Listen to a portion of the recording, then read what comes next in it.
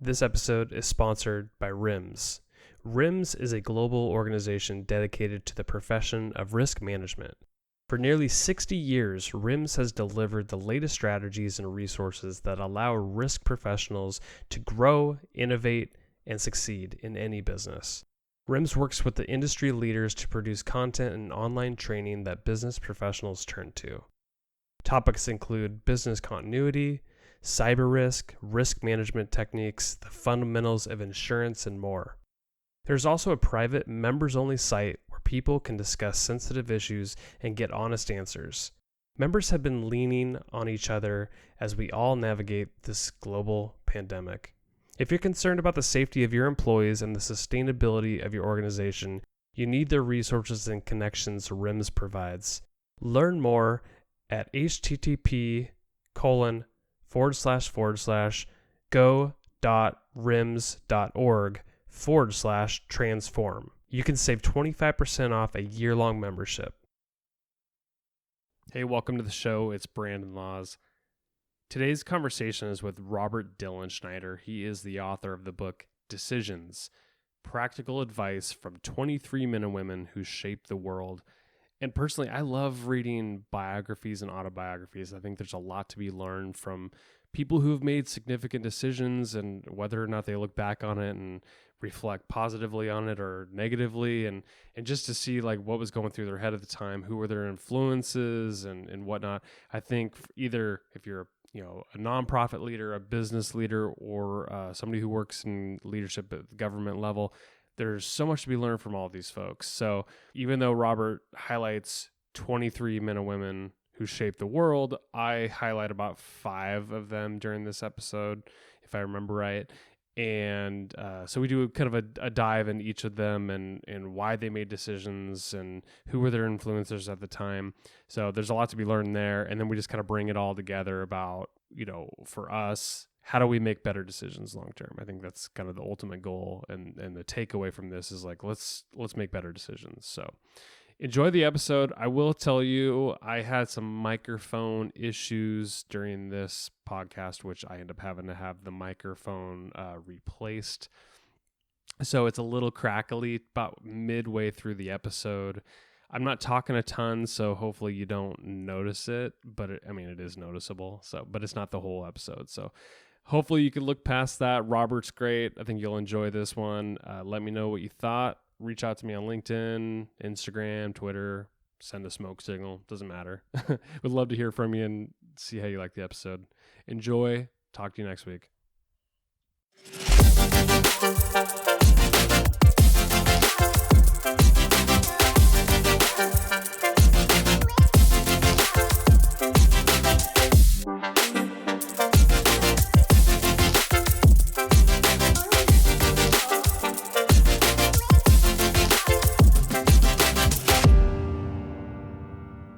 Hey, Robert, it's a pleasure to have you on the podcast. Thanks for coming on. Thank you very much. It's a great pleasure to be with you. I know this podcast reaches many, many people, so it's a real privilege to be on the air with you. I appreciate it. And we're going to talk about your book, Decisions: Practical Advice from 23 Men and Women Who Shaped the World. Fascinating book, very well written.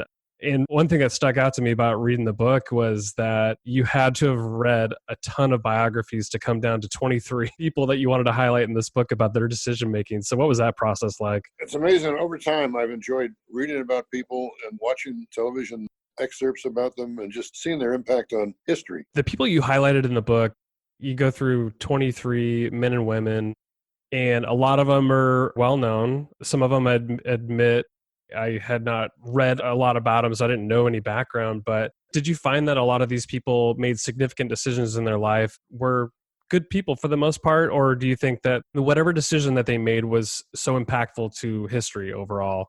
No question about it. None of these people really lucked into it. Some of them might have been surprised. For example, Martin Luther might have been surprised. I think that Madame Curie might have been surprised.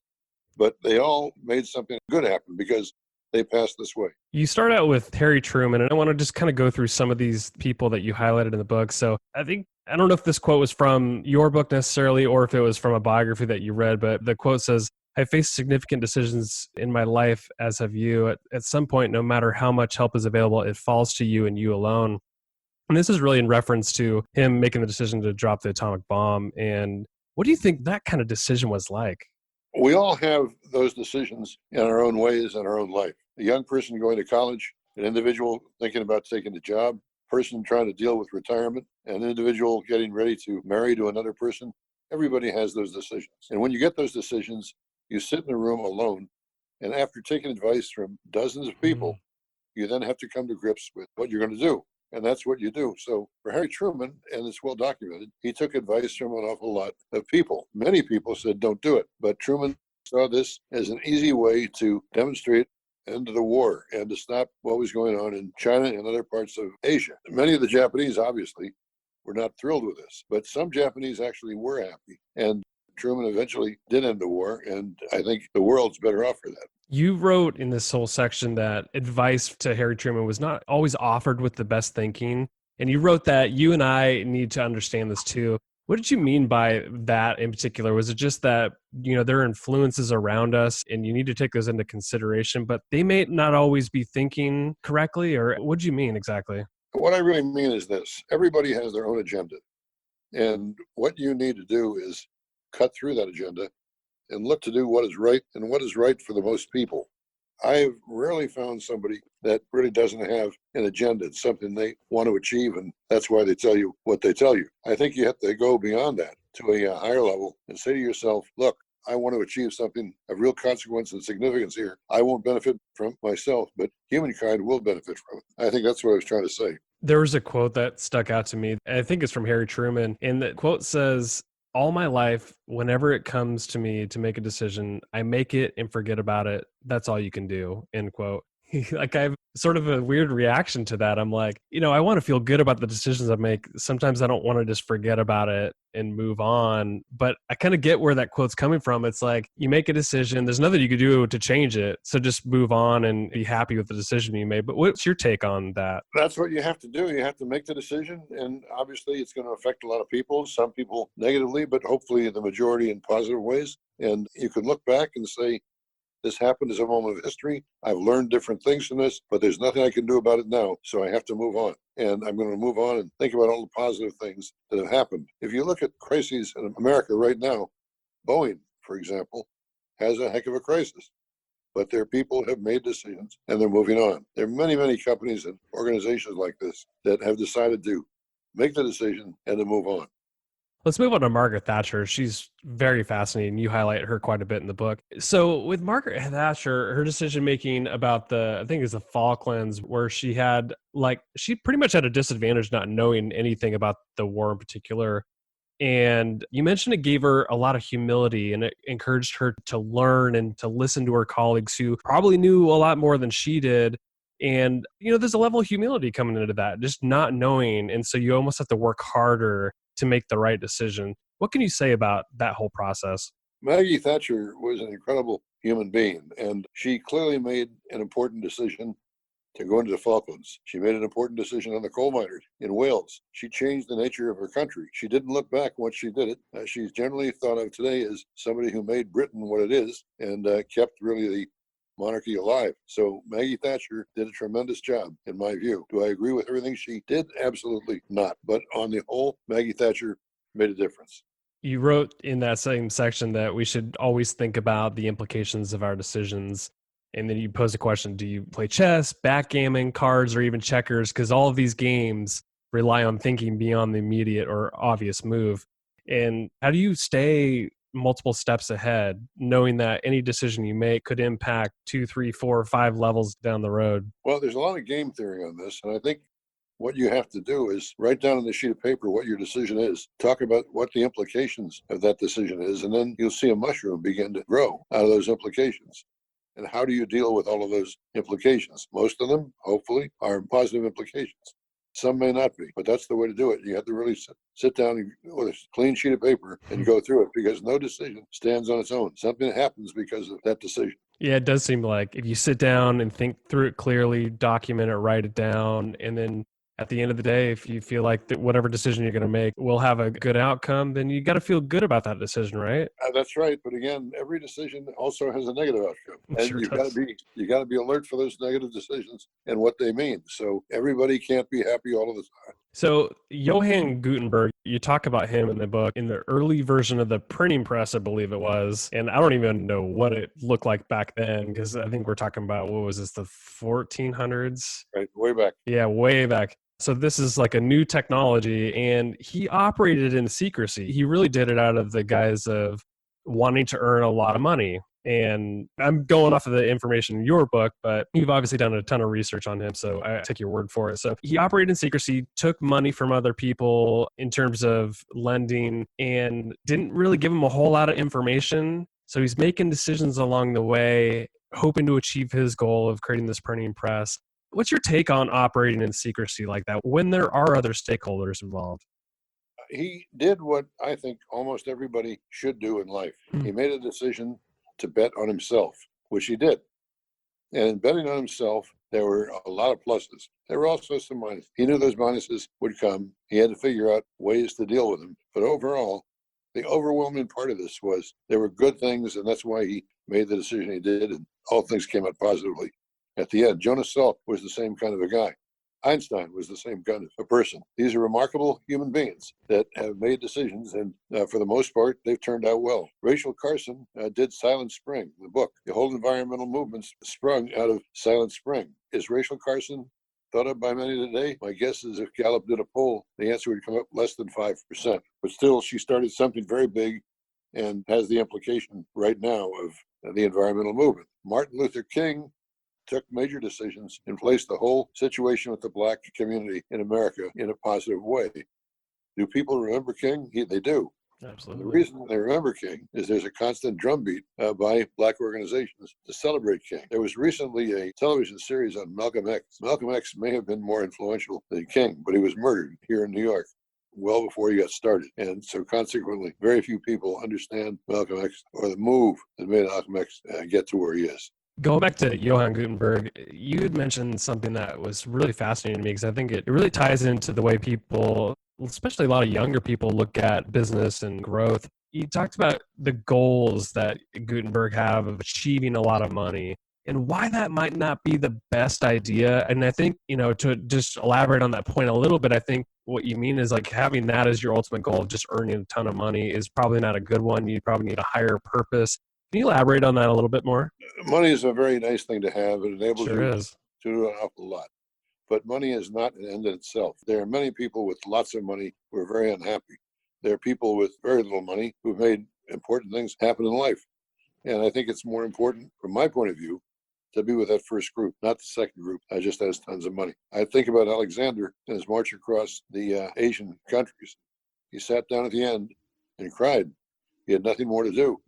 I think a lot of people with a lot of money who haven't thought about it have that problem. Yeah, I agree with that completely.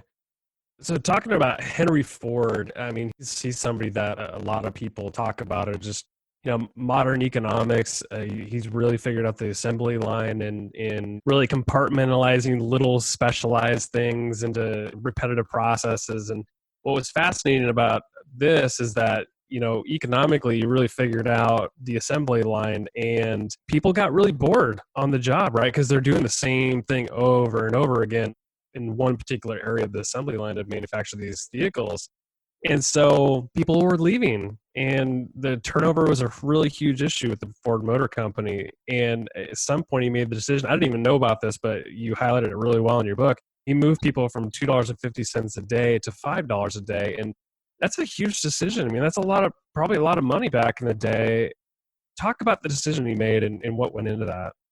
I think Ford had an idea that was the automobile, and putting people in automobiles on roads would create a tremendous boon to the economy. If he was first and got his automobile into the hands of top people, which he did, he would not only boost the economy, he would clearly demonstrate the values of a company called the Ford Motor Company. That continues on today through Bill Ford, his great-grandson, and many others at Ford. People of that company are proud to work for it because of what they did. You end the book with a story about Malala, the girl who was shot in the head at the age of 15 in Pakistan for being an educated girl in a culture that really valued boys over girls. And she ended up speaking out against the Taliban after being shot in the head. And she's got couple books and really speaks out. What can you talk about from her perspective and from your own perspective about like the decision she made to really speak out about what she thought was right. If she didn't do it, then she would forever live with the consequence of not doing it. And I don't think people can afford to take that consequence on. So she did it. She spoke out. She took a lot of heat because she did it. She took some physical torture because she did it. But she did it in a way that people recognize the benefit she brought. And that's why she's in the book. There are many people that do this over the course of time and history. It's extraordinary. But she did it. There's a man I know who has put together a package of materials that will be enormously helpful during this virus matter. Is he going to make a lot of money from it? No, but he did it, and he did it, and he did it well. It's going to impact positively, really tens of thousands. What do you think is the difference between somebody like Malala, somebody who speaks out for what she believes is right, versus somebody who, has a similar belief but just stays silent on it? What's the difference between those two people? Well, the difference is manyfold. I think Malala saw she could influence a lot of people. The quiet person probably doesn't have any interest in doing that. So Malala did it. I think Malala recognized the horror, absolute horror of torture and unpleasantness, imprisonment, and all the rest of it. But she still said, do it. The person who's not vocal doesn't recognize those tortures and gets away with it. I think Malala probably at the end of the day was stronger because of it, and more things came her way than the person who was just quiet. If you step back and you look at these 23 people you profiled, and I'm sure you even profiled a ton more that didn't even make it into the book, what can you say about if there's any similarities or common themes about the way they make decisions or their thought process that goes behind it? Is there any common themes that you had seen and just kind of stepping back and looking at all these people? Well, first of all, you're dead right on all those points you just made.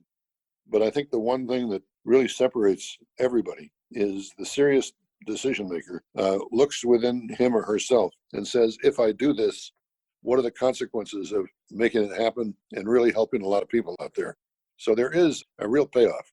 A lot of people make decisions and make no money as a result of it, but that's okay. They help an awful lot of people out there. My guess is that there are an awful lot of people who die and having made a decision which impacts tens of thousands, but who get nothing back for it. There's a man named Joel Kurtzman, who used to be the op-ed editor at the New York Times. Joan took ideas, and Joel put those ideas into motion. Occasionally, those ideas ended up as laws or regulations. Did Joel Kurtzman get a lot out of it? No, he got paid by the Times, not a lot of money, but he's dead now. Do he and his family look back and say, Joel Kurtzman did something smart and wise? You bet they do. Because Kurtzman had the guts to stand up and do things. When you speak with leaders, because I'm sure they ask you, you wrote a book on decisions, so I'm sure you've got some advice on how to make better decisions. What kind of things might they ask you, and what do you say to them about how to make better decisions? The issue of making better decisions is one that vexes everybody, because no matter what decision you made, you can always make a better one, somehow, some way. So I think the thing is to take a sheet of paper, plain bond, and draw a line down the middle of the sheet of paper and say to yourself, what are the positives here? What are the negatives? Add them up at the end. If on the positive side, you have an overwhelming number of elements where people say, my God, this is really constructive, go for it. If you don't. On the negative side, if there's some really powerful statements that will affect large numbers of people dramatically and over time and forever, then that's obviously not a good decision. The line you should not have on the page, you don't need to have, is the implications for you, the decision maker. Every decision maker has huge implications, but if they are in the proper situation, they don't have to make it for themselves. I'm sure like in the time that you spent reading through each of these people's biographies and probably several biographies for each person, but you probably admire each of them in various ways. But I'm curious if there's anybody, maybe there's a couple people that really stick out to you about how they handled a particular decision, and who's that person or multiple people, and why did you appreciate how they made a decision? A man named A.P. Giannini, who started the Bank of America, saw there was little chance for people coming from Asia and who were on the West Coast to be successful. So he started a bank, he created a lending facility, and he in effect grew the West Coast. I think it was an extraordinary series of decisions that he made that have generally improved the lots of people, but the lot of the country and the lot of the world over time. He did that one man sitting in his office. When you read the book, you'll see one of Giannini's pieces of advice is have the courage of your decision. Be brave and don't leave it. I'm sure many, many times people said to Giannini, let's abandon this approach. It's not going to be good for us. I'm sure he stuck to it, and look at the result today. Robert, if somebody grabs your book and they read through it, what do you hope they really take away from this? I mean, obvious answer would probably be, look at these successful people or people who really impacted history and see how they made decisions. But is there anything else that you would say to people as they read through this and just to pay attention to? I would say that people generally make about 30 to 35,000 decisions a day. Ooh, that's a lot.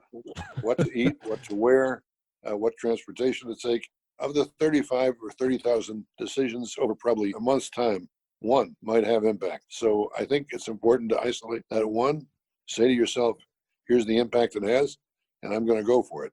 That's what I'd encourage people to think about. Should people wear a bow tie or a four-in-hand tie? Should women wear a dress or a pantsuit? I can't answer those questions.